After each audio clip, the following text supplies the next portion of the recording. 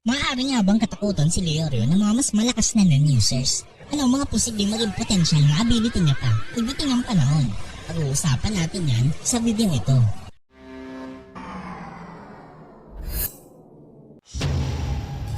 Sa mundo ng Hunter x Hunter, isa sa mga nakakagulat kapag papakita ng kakayahan ni Leorio ay ang kanyang remote punch o ultrasonic wave.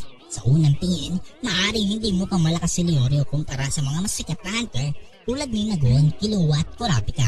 Ngunit ang kanyang remote punch ay nagpakita ng malaking potensyal at lakas. Ang remote punch ni Leorio ay isang anyo ng NEN technique na gumagamit ng emission. Sa pamamagitan ng paggamit ng kanyang NEN, kaya niyang lumikha ng isang malakas na suntok na naglalakbay sa ere at tumatama sa kalaban kahit na malayo. Ang unang beses pa ipinakita niya ito ay sa pagtitipo ng Soja o 13th Chairman Election Arc kung saan tinamaan niya si Jay Freaks mula sa malayong distansya. Ito ay hindi lamang nagpapakita ng kakayahan ni Leorio sa NEN, kundi pati na rin ang kanyang strategic na pag-iisip at abilidad na gamitin ang kanyang kakayahan sa hindi pangkaraniwang paraan. Ang suntok ni Leorio ay napakabilis at sapat ang lakas upang magdulot ng malaking pinsala.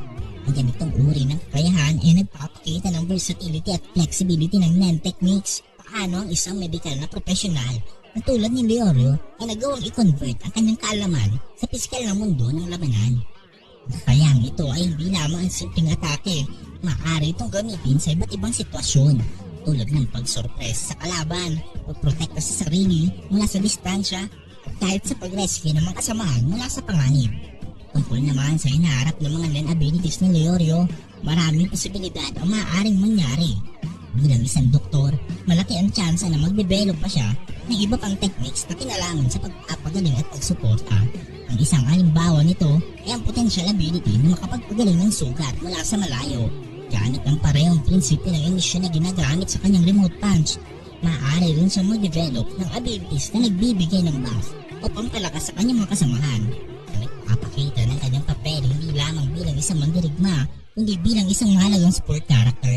Bukod dito, maaari din mag-evolve ang kanyang combat abilities. Maaring makadevelop siya ng mga advanced techniques na mas nakakatakot sa labanan, tulad ng mga multi-directional punches na kayang tumama sa maraming kilaban ng sabay-sabay, o kaya naman ay mas malakas at concentrated na atake na kayang bumutas ng mga proteksyon sa barikada.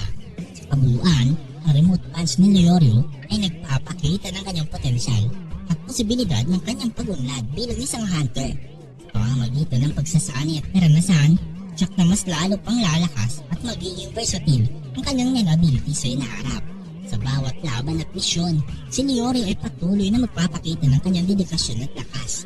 Hindi lamang bilang isang kaibigan at kasamahan, kundi bilang isang hunter na may malalim na pangarap at layunin.